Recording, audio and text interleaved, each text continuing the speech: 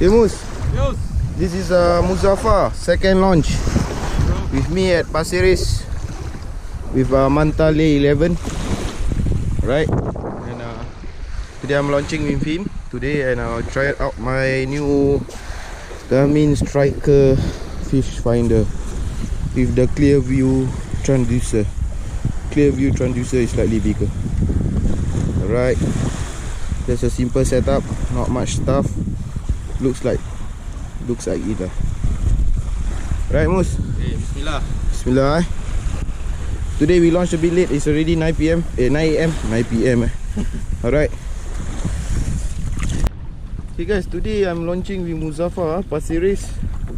Today we're trying at the Kelong area, around the Kelong, with some live prawn and dead prawn. And today I'm trying my Garmin Striker fish finder. I'm not sure whether you can see it clearly. Right, so I haven't put in the water yet.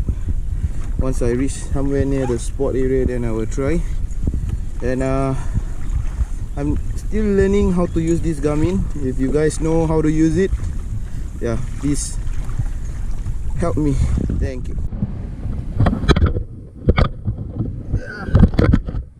Come on, big fish.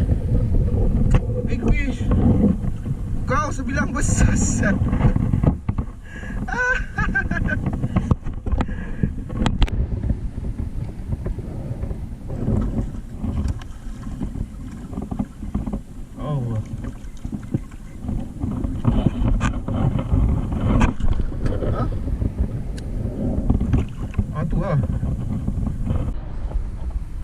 Enjoying himself singing.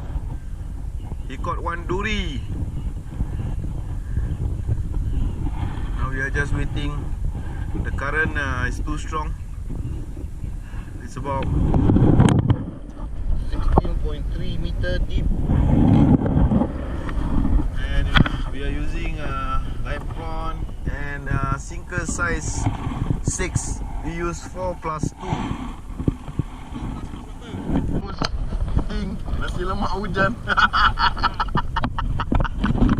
Now we are relaxing, having our lunch. We get one catfish, gemang, and one duri.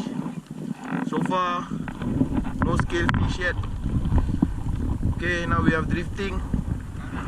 Yeah, the current today is very besar. Wow.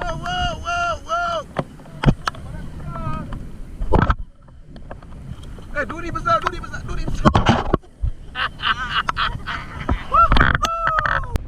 Yeah, moose fighting. A good size fish.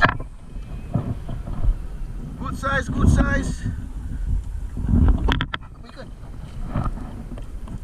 Yeah, moose get this fish. Very nice fish. I forget what's the name.